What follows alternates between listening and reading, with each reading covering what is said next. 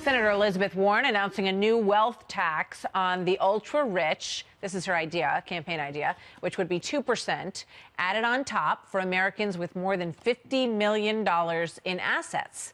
Warren saying in a fundraising push, quote, "A lot of rich and powerful people won't like it, but I don't work for them." A new Fox poll shows that many Democrats think that socialism is a good thing. 40% say they think socialism is a good thing. 34% said that it was a bad thing. Here now, Chris Stirewalt, Fox News politics editor, and Wendy Osefo, a political and social justice commentator. Good to have both of you with us. Thanks for being here.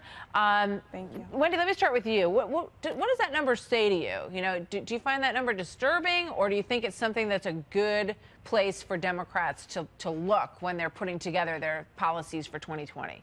Well, I think that Venezuela, North Korea, even China has shown us that socialism is not necessarily the way to go. But what people are looking for is the utopian ideologies that underlie socialism.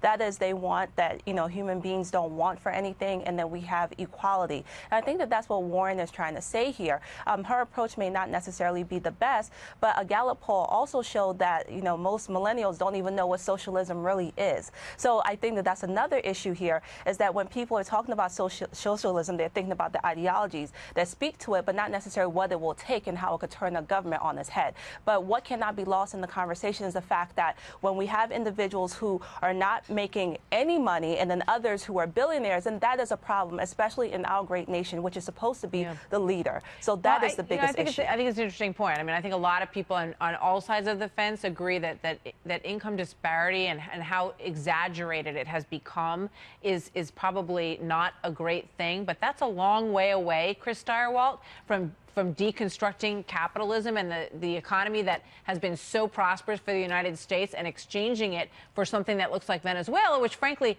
looks a lot worse than not so good. It looks disastrous and catastrophic.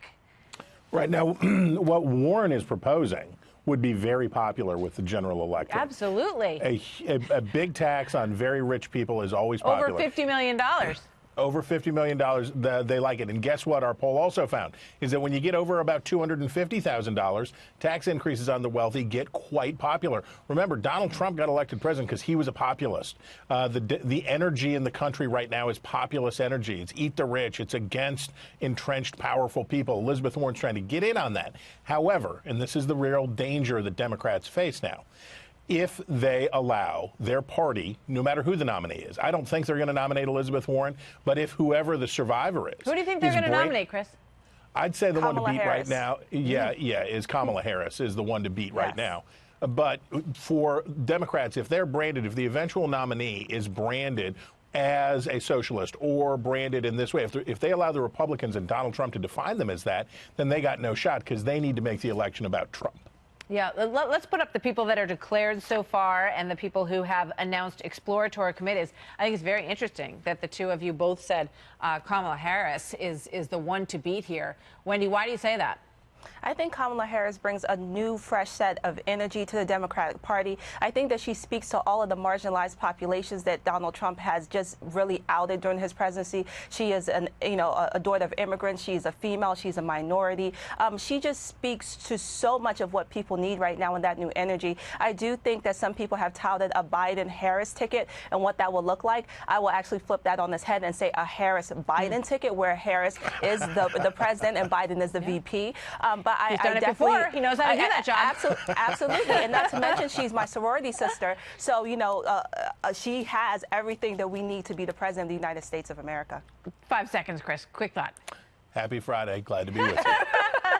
All right. Thanks, you guys. Good to see you both.